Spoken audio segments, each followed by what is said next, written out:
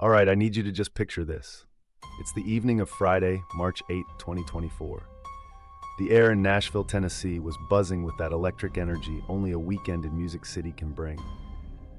Neon lights were starting to flicker on, music spilled from every honky-tonk on Broadway, and the streets were packed with tourists, revelers, and college students on spring break. Among them was Riley Strain, a 22-year-old senior at the University of Missouri. He was there with his Delta Chi fraternity brothers, ready for a fun-filled weekend, completely unaware that this trip would end in a way no one could have ever predicted. Riley was, by all accounts, just a regular guy. Friendly, a little quiet, but always up for a good time with his friends. That night, he and his fraternity brothers hit up a few spots. They started at Garth Brooks' new bar, Friends in Low Places, before making their way to Luke's 32 Bridge, a popular multi-level bar on Broadway. The night was exactly what you'd expect. Loud music, drinks, and camaraderie. Around 9:45 p.m., a seemingly innocuous event occurred that would become the central, baffling piece of the puzzle. According to his friends, Riley was asked to leave Luke's 32 Bridge. The reason given later by the bar was that he had violated their two-drink limit policy, though his friends disputed this, saying he hadn't had much to drink and didn't appear visibly intoxicated. Regardless, Riley was out on the street, alone, while his friends were still inside.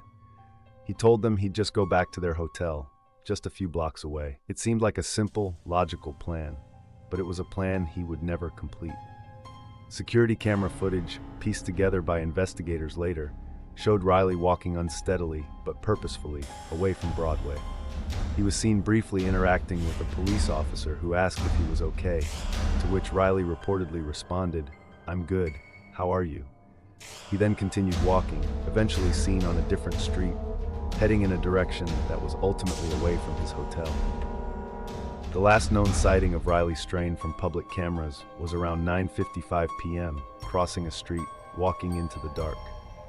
His friends tried to contact him later that night, but their calls went straight to voicemail. The next morning, when he wasn't in his bed at the hotel, panic set in. They alerted the police, and the search for Riley Strain began.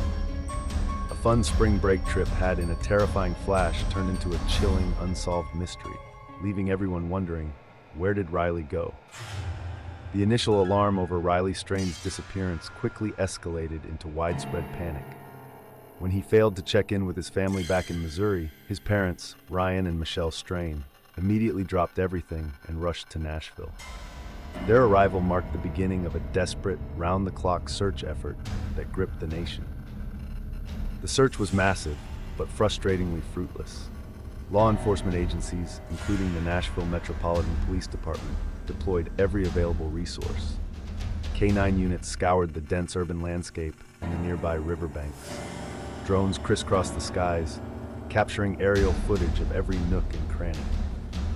Divers were brought in to brave the murky waters of the Cumberland River, which snaked ominously through downtown Nashville, just blocks from where Riley was last seen. Volunteers, hundreds strong, poured into the city, organizing their own ground searches, plastering missing flyers with Riley's smiling face on every lamppost, storefront, and bus stop. But despite the immense effort, the silence was deafening. There were no new confirmed sightings after the last fuzzy security camera footage. No anonymous tips proved credible. Riley's phone was either dead or turned off, offering no signal to track. It was as if he had simply vanished into thin air, leaving behind an agonizing void. The sheer lack of immediate clues deepened the mystery and fueled a pervasive sense of despair. His family made emotional public pleas, their voices breaking with anguish as they begged for any information, no matter how small. As days turned into a week, the case exploded across social media and national news outlets. Online communities formed, dedicated to finding Riley. People dissected every piece of available footage, debated theories, and offered their own interpretations of his last known movements. The outpouring of public attention was immense, but it also brought a flood of speculation, some of it wild, transforming the active search into a highly visible, unsolved mystery playing out in real time. The Cumberland River, with its dark, swirling currents, became a focal point of concern and a symbol of the terrifying unknown. Each passing day without a trace was a fresh blow to his family and friends. The initial hope, fueled by the sheer volume of searchers, slowly began to erode, replaced by a growing dread. The relentless search continued, but the silence from the streets of Nashville felt like an answer in itself, a chilling testament to the terrifying reality that Riley Strain, a young man on spring break, was simply gone. The relentless search for Riley Strain had stretched for a painstaking 14 days. The Cumberland River, a silent, dark presence winding through Nashville, had been a focal point of concern, even as hope dwindled with each passing hour. Dive teams had braved its murky depths, sonar scans had swept its floor, and thousands of eyes had scanned its banks. Yet, it remained stubbornly silent. Then, on Friday, March 22, 2024, at approximately 7:28 a.m., a discovery was made that simultaneously brought immense grief and a chilling surge of new questions. Workers at a local sheet metal company, just a few miles downstream from downtown Nashville, were routinely removing debris from the river as part of their operations. As they pulled a large piece of brush from the water, they saw it, a body, partially submerged, caught in a tangle of branches. It was Riley Strain. For his family, the news was a devastating blow, yet it also offered a profound, albeit heartbreaking, sense of relief. The desperate limbo of not knowing was over. Their son was found. Michelle Strain, his mother, clutched her husband, tears streaming down her face. The weight of 2 weeks of agonizing uncertainty momentarily lifted, replaced by an unbearable sorrow. But the relief was quickly overshadowed by a deepening mystery. The initial examination of Riley's body revealed no obvious signs of foul play. There were no major external injuries consistent with a violent struggle or an assault. His wallet, phone, and other personal belongings were not found with him, which was initially concerning, but also common when someone falls into a powerful river. The preliminary autopsy results were equally perplexing. No clear cause of death was immediately identified, other than what appeared to be drowning. There were no signs of a struggle or internal injuries that would suggest he had been attacked before entering the water. This discovery, instead of providing definitive answers, blew the unsolved mystery wide open. How did he end up in the river? If there was no foul play, did he simply fall in accidentally?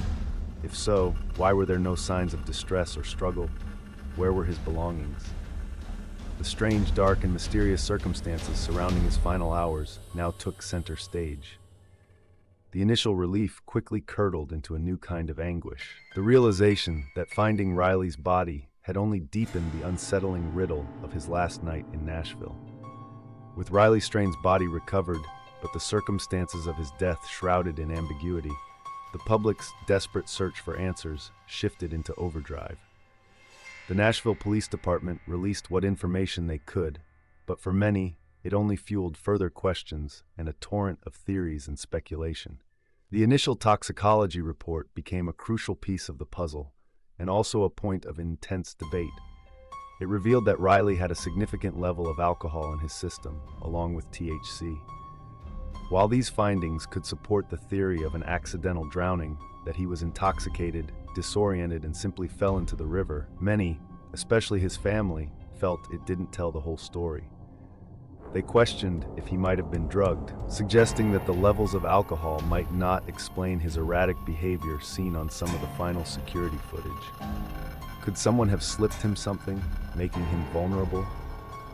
This possibility instantly ignited conspiracy theories about potential predators in Nashville's bustling nightlife. Investigators meticulously re-examined every frame of the security camera footage, attempting to piece together Riley's final timeline. From the moment he left Luke's 32 Bridge around 9:45 p.m. to the last confirmed sighting at 9:55 p.m., there was a tight, albeit confusing, 10-minute window. Footage showed him walking away from his hotel, then stumbling, falling, and briefly getting back up. There were moments where he appeared disoriented, struggling to walk in a straight line. Yet the question remained, how did he get from those streets, a few blocks from the river, into the water, with no witnesses and no apparent struggle? The riverbanks in that area are steep, with railings, making an accidental fall seem less straightforward than some suggested. The public, heavily invested in Riley's unsolved mystery, offered a myriad of theories. The simplest, and perhaps most tragic, was that it was a horrific accident.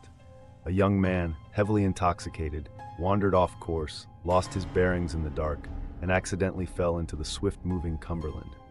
Another prominent theory involved foul play. Was he robbed? Was he targeted and thrown into the river by someone unseen?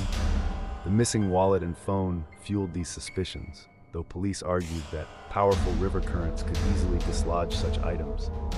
Some went even further, proposing more elaborate conspiracy theories of a larger network targeting tourists, adding a chilling, strange, dark, and mysterious layer to the tragedy. The frustration over the lack of definitive answers was palpable. Despite the official stance of no foul play suspected, the how remained stubbornly unclear.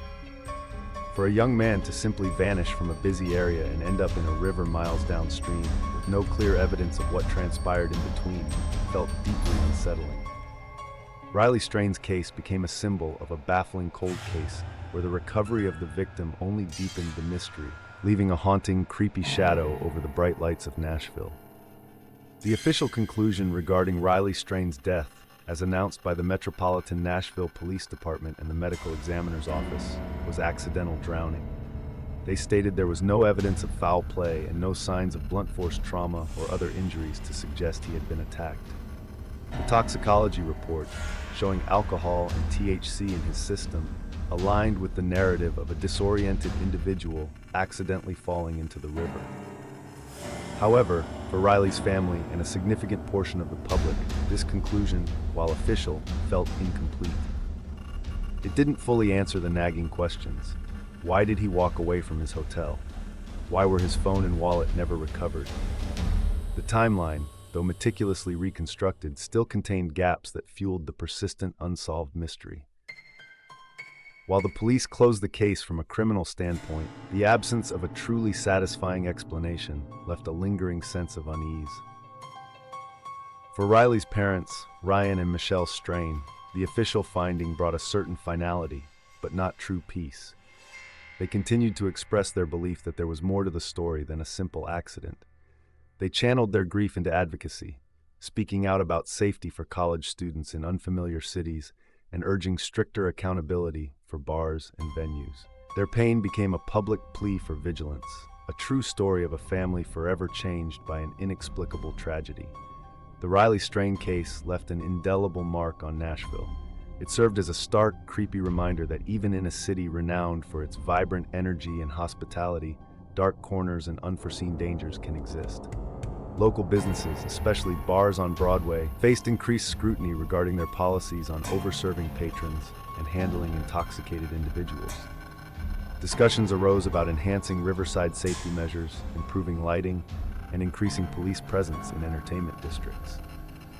The city, while still bustling, carried a new, strange, dark, and mysterious undercurrent, a subtle warning woven into its bright neon tapestry. Ultimately, the disappearance and death of Riley Strain became more than just an individual tragedy. It evolved into a cautionary tale. It highlighted the vulnerability of young adults navigating unfamiliar environments, the crucial importance of staying with your group, and the hidden dangers that can lurk even in seemingly safe urban landscapes. Though the official file might be closed, the mystery of Riley Strain's last night in Nashville will likely remain an unsolved mystery in the hearts and minds of many. A permanent, chilling shadow cast over Music City, reminding us that sometimes, even when a body is found, the truth can still remain just out of reach.